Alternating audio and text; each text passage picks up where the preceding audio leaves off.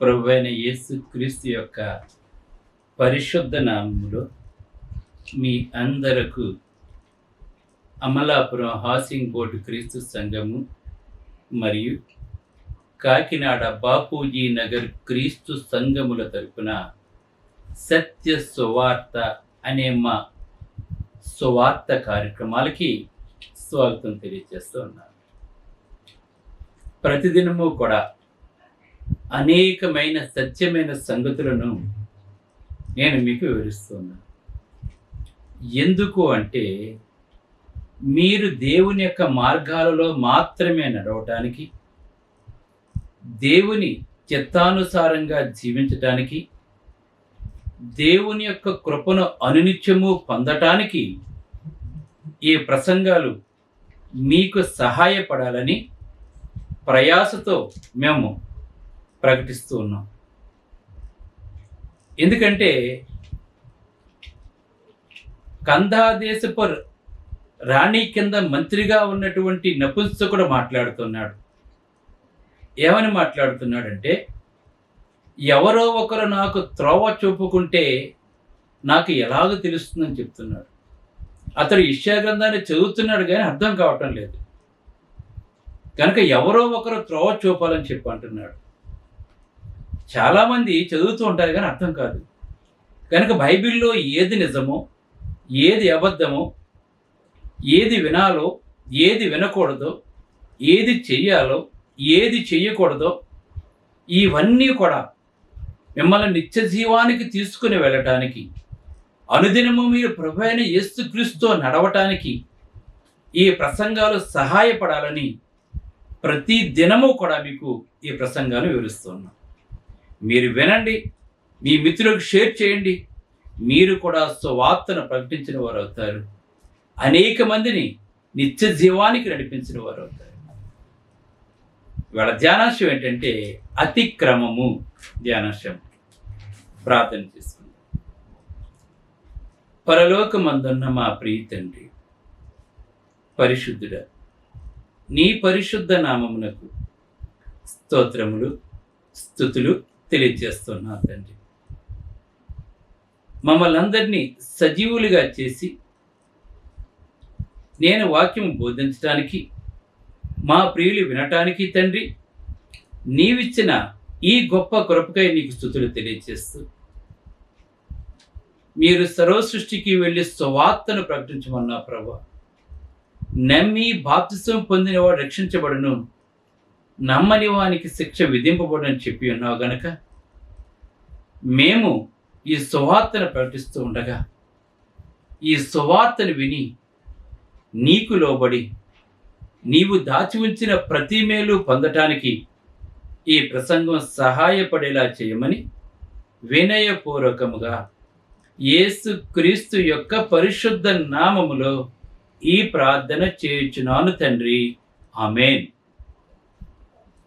ఇవాళ ధ్యానాంశం అంటే అతిక్రమము. అతిక్రమము అంటే మీరుట. అంటే మీరటం అంటే ఏంటి? మనకి కొన్ని రూల్స్ ఉంటాయి. ఇప్పుడు మనం రోడ్డు మీద ప్రయాణం చేస్తూ ఉన్నప్పుడు ఎడమ చేతి పక్క నుండే వెళ్ళాలి. మనం ఆ వచ్చేవారు కూడా ఎడమ చేతి పక్క నుండే వెళ్ళాలి. ఈ విధంగా వెళ్ళుట ద్వారా యాక్సిడెంట్స్ అవ్వకుండా, ప్రమాదాలు జరగకుండా మనల్ని మనం కాపాడుకుంటూ ఉంటాం.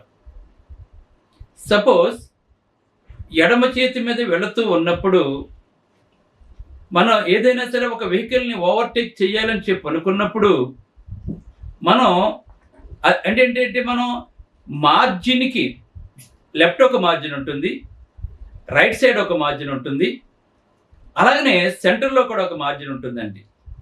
మనం సెంటర్కి ఎడవైపునే మనం ఉండాలి కానీ సెంటర్కి కుడివైపుకి వెళ్ళకూడదండి.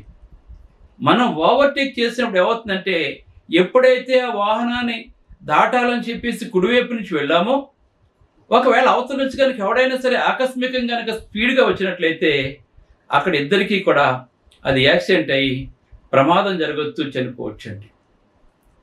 కనుక ప్రమాదం జరగటానికి, చనిపోవటానికి గల కారణం ఏంటి? అతిక్రమం. అతను మీరాడండి. ఏంటి? వెళ్ళవలసిన చోటు నుండి వెళ్ళకుండా నువ్వు కొంచెం స్పీడ్గా ఏంటి అవతల పక్కన వెళ్ళావు గనక ప్రమాదానికి గురైపోయావు. లేదంటే మనకు స్పీడ్ లిమిట్ ఉంటుంది. ఒక 70-80 దాటి వెళ్ళాలి, లేకపోతే 90 వరకు వెళ్ళొచ్చు. కారు అయితే 100 వరకు అనుకుందాం. అంతేకాకుండా దాటేసి 140, 150, 100, 200కి వెళ్ళామనుకోండి, కంట్రోల్ కాకపోతే మీరుతున్నాం మనం. ఎందుకంటే మనం వెళ్ళవలసిన వేగానికంటే అతి వేగంగా వెళ్ళి ప్రమాదాలు తెచ్చుకుంటున్నాం మనం. దానివల్ల మనకు నష్టం. ఈవేళ అతిక్రమం అంటే నీతిని అతిక్రమిస్తున్నారు, న్యాయాన్ని అతిక్రమిస్తూ ఉన్నారు, ధర్మాన్ని అతిక్రమిస్తూ ఉన్నారు. ఈవేళ అంటే ప్రతి దాన్ని కూడా అతిక్రమిస్తూ ఉన్నారండి.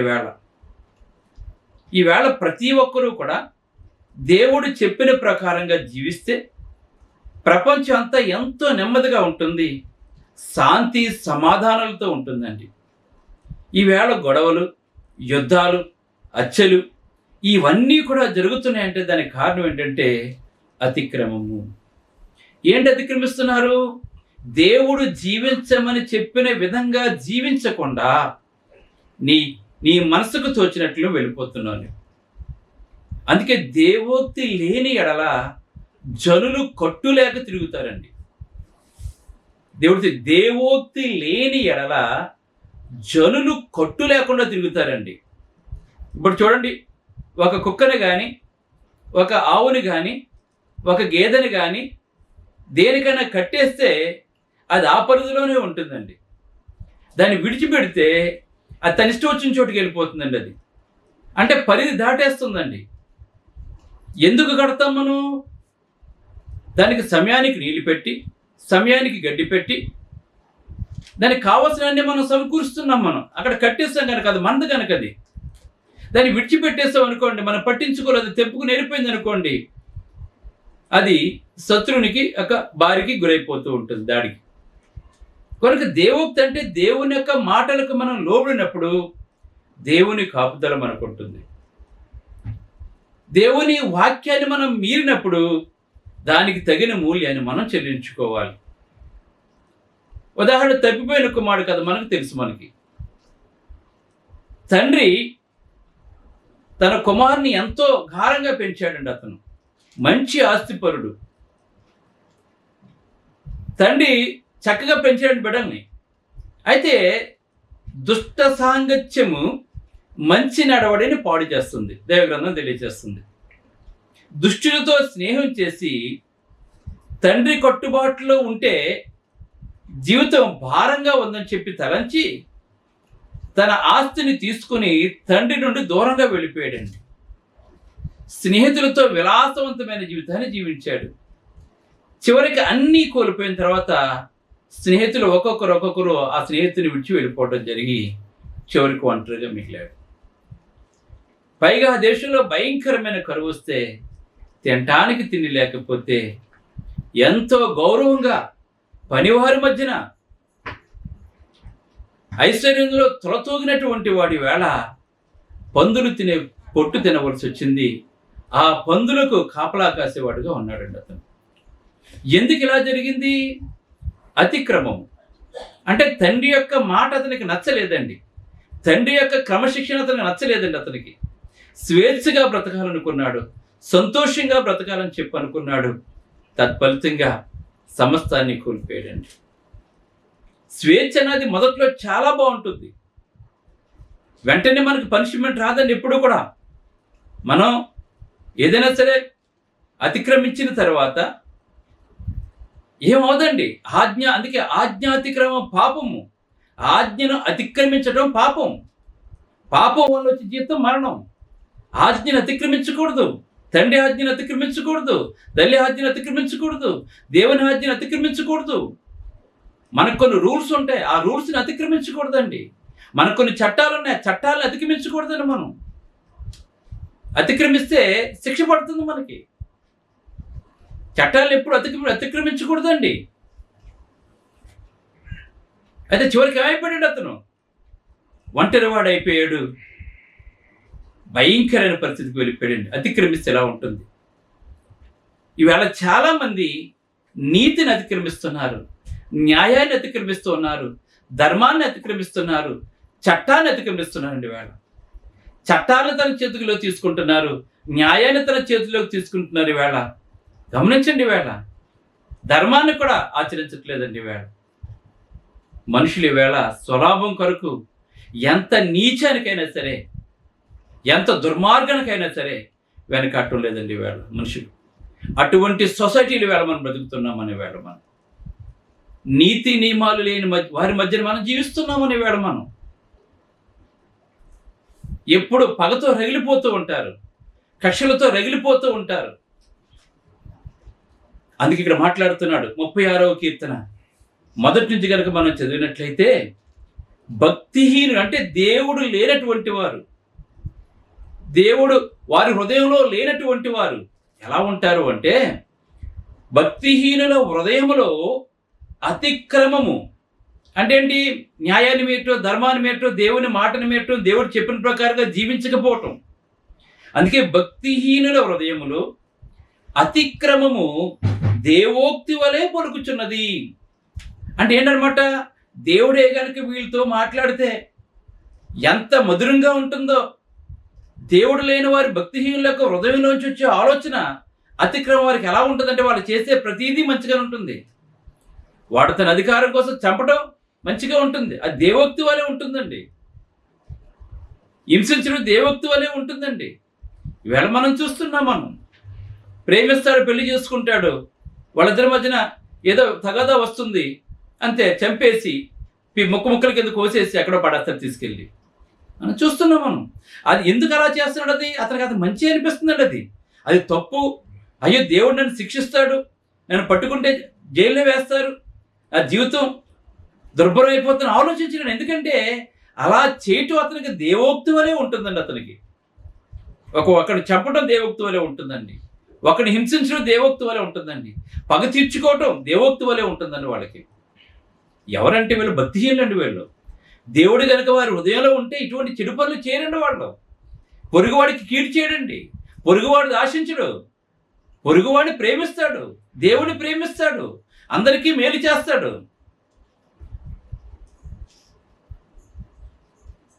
ఆజ్ఞను అతిక్రమించడండి, చట్టాన్ని అతిక్రమించడు, న్యాయాన్ని అతిక్రమించడండి. ఈవేళ చట్టం, న్యాయం, ధర్మంలో లూప్ హోల్స్ని ఉపయోగించుకునే వేళ ఎంత భయంకరమైన తీర్పులు వస్తున్నాయో మనం చూస్తున్నామని. వేళ 1000 మర్డర్లు చేసినాడు బయట హ్యాపీగా తిరుగుతుంటాడండి.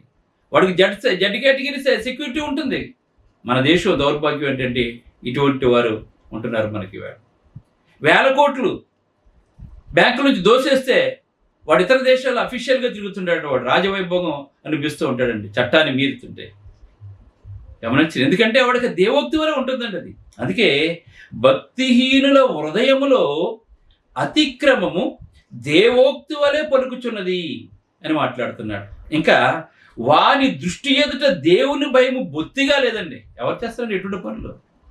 అయ్యో, దేవుడు నన్ను సృజించినటువంటి వాడు, దేవుడు నాకు ప్రాణం ఇచ్చినటువంటి వాడు దేవుడు, ఈవేళ నా ప్రాణాత్మలు దేవుని వశంలో ఉన్నాయి, ఆకాశం నుండి కనులెత్తి నరులను పరిశీలిస్తున్నాడు దేవుడు, నేను మాట్లాడిన ప్రతి మాటకి దేవునికి లెక్క అప్పగించాలి, నా హృదయంలో చూచిన ప్రతి దురాలోచనకి నేను దేవునికి లెక్క అప్పగించాలి, నేను చేసిన ప్రతి పనికి దేవునికి లెక్క అప్పగించాలి, నాకు ఇచ్చిన ఆయుష్కాలంలో నువ్వు ఎంత సమయాన్ని దేవునితో గడిపో, ఎంతమందికి మేలు చేస్తావు, నా సమయానికి నేను లెక్క అప్పగించాలని చెప్పి దేవుడు కనుక ఎవరి హృదయంలో అయితే ఉంటాడో, ఒకవేళ చనిపోయిన తర్వాత నేను నరకానికి వెళ్లకుండా ఉండాలంటే నేను అతిక్రమించకూడదు, దేవుని ఆజ్ఞను అతిక్రమించకూడదు అని ఎవరైతే అనుకుంటాడో వాడు నిజంగా ధన్యుడండి. కానీ వాని దృష్టి ఏం లేదు, దేవుని భయము లేదు, బొత్తిగా లేదండి. అది ఈ దుర్మార్గాలు చేసేవాళ్ళు, ఈ నీచమైన పనులు చేసేవాళ్ళు, నీచంగా మాట్లాడేవారు, వాళ్ళకి ఎలా ఉంటాయి ఇవన్నీ? వాళ్ళు చేసే పనులు దేవోక్తి వల్ల దేవుడే ఆజ్ఞాపించినట్టుగా ఉంటాయండి. ఒకడు మాట్లాడుతుంటాడు, అక్కడ బలి చేస్తే దేవుడు సంతోషిస్తాడంట. ఏంటి, ఒకడు బలి చేస్తే దేవుడు సంతోషిస్తాడట. అంటే అది తప్పు కాదండి, అంటే వీడు చేసింది హత్య కాదు, దేవునికి బలిస్తున్నట్లుగా, అంటే దేవోక్తి వల్లే ఫీల్ అవుతుంటారు వీళ్ళు.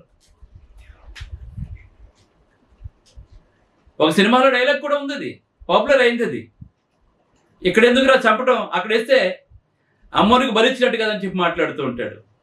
అంటే ఏంటన్నమాట, దేవోక్తి అంటే దేవుడికి మనం చేస్తున్నట్లుగా ఉంటుందన్నమాట. వాని దృష్టి ఎదుట దేవుని భయం బొత్తిగా ఉండలేదండి ఇవాళ చాలా మందిలో. నడి రోడ్లో చంపేస్తున్నారు, నడి రోడ్లో బాణభంగం చేసేస్తున్నారు. ఎంత భయంకరంగా ఈ లోకం ఉందంటే అసలు తప్పు చేయడానికి భయపడలేదండి. ఒకప్పుడు ఎవరైనా తాగాలి అంటే రాత్రి చీకటి పడిన తర్వాత కాముగా వెళ్ళి ఎవరికి కనపడకుండా వెళ్ళి తాగొచ్చేసేవారండి ఒకప్పుడు మా చిన్నతనంలో. ఇప్పుడు పబ్లిక్గా అదొక ఫ్యాషన్ అయిపోయిందండి. పబ్కి వెళ్ళటం, బార్కి వెళ్ళటం ఫ్యాషన్ అయిపోయిందండి ఇప్పుడు. దేవోక్తి, వారి హృదయాల్లో దేవుడు లేడు, భక్తిహీనులండి వాళ్ళు.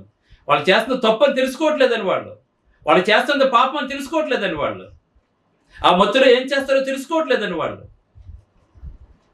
అందుకే వారి దృష్టి ఎదుట దేవుని భయం బొత్తిగా లేదు.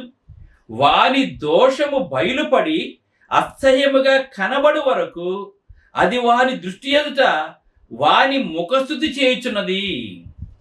ఏం చేస్తండి, మంచిదే చేయి, నువ్వు ఎలా చేస్తేనే గొప్పవాడవుతావు. ఈవేళ చూడండి, ఒకడిని చెప్పాడు అనుకోండి, వాడు హీరో అయిపోతాడు, వాడు పెద్ద లీడర్ అయిపోతున్నాడండి. ఈవేళ సమాజం ఎలా ఉందంటే ఒకడిని చంపితే వాడు హీరో, ఒకడిని కొట్టితే హీరో. మంచోడికి లోకంలో వాల్యూ లేదండి. అలా తయారైపోయిందండి లోకం వేళ. కానీ వాడు చేస్తున్న పని అసహ్యమైన వాడు తెలియదండి. ఎప్పుడు తెలుసుకుంటాడు? వాడిని ఎవడో ఒకడు మళ్ళా శుభ్రంగా చితకబొడి చేసిన తర్వాత కొన ఊపిరితో ఉన్నప్పుడు అప్పుడు తెలుసుకుంటాడు వాడు చేసిన పనికి పనిష్మెంట్ ఏంటన్నదండి. నువ్వు చెప్పావు, మళ్ళీ ఇంకొంచెం 10 మంది నిన్ను వెంటాడు తరుగుతుంటే అప్పుడు నువ్వు చేసిన పని అప్పుడు నీకు అసహ్యంగా అనిపిస్తుంటుందండి. అప్పుడు నీకు అది అంతవరకు నీకు తెలియదండి. తెల్లబట్టలు వేసుకుంటావు, బంగారం గొలుసులు వేసుకుంటావు, చేతికి కడియాలు పెట్టుకుంటావు, ఒక గ్యాంగ్ని మెయింటైన్ చేస్తుంటావు, బాగుంటుంది అంతా కూడాను. కానీ అప్పుడు నీ భార్య బిడ్డలు ఏడుస్తుంటే, చౌబతుల మీద మంచం మీద కొట్టుకుంటూ ఉంటే అప్పుడు నువ్వు చేసింది నీకు అసహ్యం అప్పుడు అనిపిస్తుంది. నీకు అంతవరకు నీకు అసహ్యం అనిపించదండి. దేవుడు తెలియజేస్తున్నాడు ఇక్కడ, వాని దృష్టి ఎదుట వాని ముఖస్థితి చేయుచున్నది అని చెప్తున్నాడు ఇక్కడ. వాని దోషం బయలుపడి అసహ్యంగా కనబడే వరకు అది అలాగే ఉంటుందని చెప్తున్నాడండి. ఇంకా చూసినట్లయితే వాని నోటి మాటలు పాపమునకు కపటమునకు ఆస్పదమనండి. ఈ దేవుడు భక్తిహీనుల నుంచి నోటి నుంచి వచ్చే ప్రతి మాట కూడా ఎలా ఉంటుందంటే పాపమునకును కపటమునకును ఆస్పదమనండి. మాట్లాడితే కపటంగా మాట్లాడుతూ ఉంటాడు, వ్యంగ్యంగా మాట్లాడుతూ ఉంటాడు, మాట్లాడితే అందరినీ విమర్శించేయటమే. వీళ్ళ పెద్ద సచ్చీలుల కింద, అవతల వాడు ఎందుకు పనికిరాని వాడి కింద, మంచోడిని చెడ్డోడి కింద ప్రకటించేయటం, మంచోడిని ఎందుకు పనికిరాని వాడి కింద చేసేయటం, మేము మాత్రమే నీతిమంతులు, మేమే గొప్పవాళ్ళు, ఇవన్నీ కూడా దౌర్భాగ్యమైన స్థితి. అందుకే వాని నోట మాటలు పాపమునకును కపటమునకును ఆస్పదములను మాట్లాడుతున్నాడు. పాపానికి కపటానికి ఆస్పదములను మాట్లాడుతున్నాడండి. ఇంకా బుద్ధి కలిగి ప్రవర్తింపను మేలు చేయని వాడు మానివేస్తున్నాడండి. వాడు మంచిగా మాట్లాడటం మానేశాడు. ఎందుకంటే అలా లేకపోతే వాడు బ్రతకలేడండి. వాడు వేళ మనం చూస్తున్నాం సమాజంలో ఇటువంటి మనుషులు మనం చూస్తున్నాం. బుద్ధి కలిగి ప్రవర్తింపను మేలు చేయవాడు మేలు చేయను వాడు మానివేస్తున్నాడండి. మేలు చేయటం మానేశాడండి. ఇంకా మంచిగా మాట్లాడటం మానేశాడండి, జ్ఞానంతో మాట్లాడటం మానేశాడండి. అయ్యో ఎదుటివాడు బాధపడుతూ ఉంటాడు. సపోజ్ వీళ్ళని ఎవరైనా తిట్టారనుకోండి, వీళ్ళ కుటుంబం వీళ్ళ పిల్లలు బాధపడిపోతుంటారు. వీళ్ళని ఎవరు ఏమనకూడదండి, వీళ్ళందరినీ తిట్టేయండి. వాళ్ళకి భార్యలు, బిడ్డలు, కొడుకులు, భర్తలు, కుటుంబాలు ఏమి ఉండవండి. ఇంక వాళ్ళకి నోటుకు వచ్చేది మాట్లాడి వచ్చండి వాడు. మనం చూస్తున్నాం మనం. అందుకే బుద్ధి కలిగి ప్రవర్తింపను మేలు చేయని వాడు మానివేస్తున్నాడు.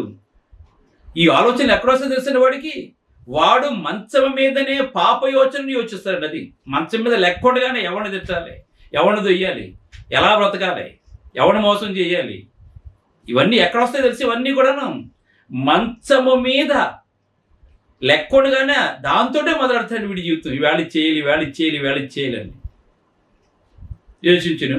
వాడు కాలి నడతలో నడుచువాడండి. ఇక్కడ చెప్తున్నట్టు సరే, వాడు అంటే దేవునికి ఇష్టం లేని, మనుషులకి ఇష్టం లేనివండి. కాని నడతలో నడుచువాడు చెడుతనమును వానికి అసహ్యం కదండి. చెడు అంటే అసహ్యం కదండి, ఇష్టపడుతున్నాడు వాడు. మనమైతే ఇలా ఉండకూడదని దేవుడు చెప్తున్నాడు. మనమైతే ఇలా ఉండకూడదని మనం ఎలా ఉండాలి? ప్రేమ కలిగి జీవించాలి. ప్రేమ సమస్తాన్ని కప్పుతుందండి. ప్రేమ సమస్తాన్ని ఓర్చుకుంటుందండి. ప్రేమ క్షమిస్తుందండి అందరినీ. ప్రేమ అపకారం మనసులో పెట్టుకోదండి. మన యేసుప్రభు ప్రేమ చూపించాడు మనకి. ఆ ప్రేమ కలిగి జీవించాలని మనం యేసుప్రభు మాదిరికరమైన జీవితాన్ని జీవించి చూపించాడండి. దేవుడు అంటే ఎందుకు యేసుప్రభు దేవుడు అంటే, ఒక దేవుడు ఎలాగైతే ఉండాలో అలాగే ఉన్నటువంటి వాడు ప్రపంచంలో ఒకే ఒక్కడు, అది మన ప్రభు అయిన యేసుక్రీస్తు మాత్రమే. ఆయన ఆచరించి జీవించి చూపించాడండి జీవితం అంటే ఏంటోను. ఆయన ఒక్క మాట తిట్టలేదండి ఎవరిని, ఏ ఒక్కరిని కొట్టలేదండి ఆయన, ఏ ఒక్కరిని చంపలేదండి, ఏ ఒక్కరిని దూషించలేదండి ఆయన నోట ఏ కపటం లేదండి. ప్రభు అయిన యేసుక్రీస్తు వారు తను చంపుతున్న వారిని కూడా, తండ్రి వీరేం చేస్తారో క్షమించుతానని చెప్పినటువంటి వాడండి అతను. దేవుడు నా తండ్రి చిత్తాన్ని నెరవేర్చడానికి నేను వచ్చానని చెప్పాడండి ఆయన. అలా ఉండాలి. మనిషి అంటే యేసు ప్రభులాగా జీవించాలండి అది.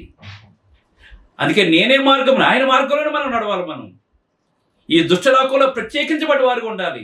ఈ దుష్టలోకంలో మనం వెలుగ్గా ఉండాలి. మనం చీకట్లో నశించిపోతే అనేక మంది రక్షించాలి. మనం యేసు ప్రభువుని ప్రకటిస్తేనే మనకు తెలుస్తూ ఉందండి. వక్రజన మధ్య జీవవాక్యం చేత పట్టుకున్న జ్యోతుల వల్లే మనం జీవించాలండి. మరి మూర్ఖులకి ఇతర వారికి వేరే మనం జీవించవలసిన వారైనా మనం కనుక యేసు ప్రభువుని వెంబడించండి. అందుకే మాట్లాడుతున్నాడు. ఈ మాటలకి ఏడవ వచనం చూసినట్టు, దేవా నీ కృప ఎంతో అమూల్యమైనది, నరులు నీ రెక్కల నీడ ఆశ్రయించుచున్నారు, నీ మందిరం యొక్క సమృద్ధి వలన సంతృప్తి నొందుతున్నారు. మనమైతే ఇటువంటి అన్యాయాన్ని ఆశించకుండా, అక్రమం చేయకుండా, దేవుని హృదయంలో పెట్టుకుని నీ మందిరం యొక్క సమృద్ధి వలన మనం సంతృప్తి పొందుచున్నాము. నీ ఆనంద ప్రవాహంలో నీవు వారికి త్రాగించున్నావు. నీ యొద్ద జీవపూట కలదు. నీ వెలుగును పొంది మేము వెలుగును చూచున్నాము. నిన్ను ఎరిగిన వారి ఎడల నీ కృపను, యథార్థ హృదయం ఎడల నీ నీతిని ఎడతెక్కి నిలుపుతున్నావు తండ్రి నీవు. కానీ గర్విష్ఠుల పాదము నా మీదకి రానియకము, భక్తిహీనుల చేతి నన్ను పారదోలికము. అదిగో పాపం చేయవారు అక్కడ పడి ఉన్నారు, లేవలేకుండా వాడు పడి ఉన్నారని చెప్తున్నారండి. ఇంతకుముందు అతిక్రమం చేసిన పడిపోతావు, నువ్వు లేవలేకుండా పడిపోతావు. కానీ అటువంటి వారు కానీ ఉండకుండా దేవుడు చెప్తున్నాడు, దేవుని యొక్క ఆనంద ప్రవాహంలో మీరు తాగాలి. దేవుని యొక్క మందిరం యొక్క సమృద్ధిలో మనం అందరూ కూడా సంతృప్తిగా ఉండాలి. నీతి నాయకులకు జీవిద్దాం. మన ప్రభు అయిన యేసుక్రీస్తు వారు ఎలాగైతే జీవించారో మనం కూడా అలాగే జీవిద్దాం. ఆయన మన కొరకు చనిపోయే సమస్య స్థితి లేపడ్డారు కనుక, మరణాన్ని జయించే శక్తిని కూడా మనకి ఇచ్చారు కనుక, ఈ రక్షణ సువార్తను అనేక మందికి పాటిద్దాం. ప్రార్థన చేసుకుందాం. ప్రేమ గల తండ్రి, దయగల దేవ, పరిశుద్ధుడా నీ పరిశుద్ధ నామమున స్తోత్రాలు తండ్రి. ఈ లోకంలో క్రైస్తవులు ప్రత్యేకింపబడి వాడుకుంటారు తండ్రి. ఈ అనేక మందికి వెలుగుగా ఉండాలి తండ్రి. అనేక మందికి ఉప్పుగా మేము జీవించాలి తండ్రి. ఈ సత్యం అనేక మంది నడిపించాలి తండ్రి. ఈ పాపలోకంలో తండ్రి అనేక మంది నీతిమాన్ని నడిపించి నిజమైన వాక్యాన్ని ప్రచురపరచుకుని దోసం నమ్మకమైన వచ్చేది తండ్రి.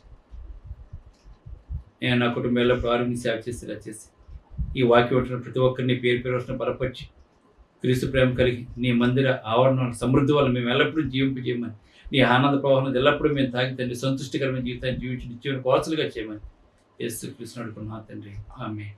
మీ అందరికి వందనము. God bless. బ్రదర్ జార్జ్ రాజు వారా, church of Christ, housing board, Amalapuram, near KIMS medical college, Konaseema district, 538201.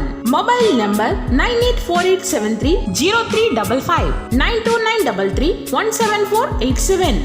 Email ID georgerajuvara@gmail.com. Website www.helpingforpoor.com.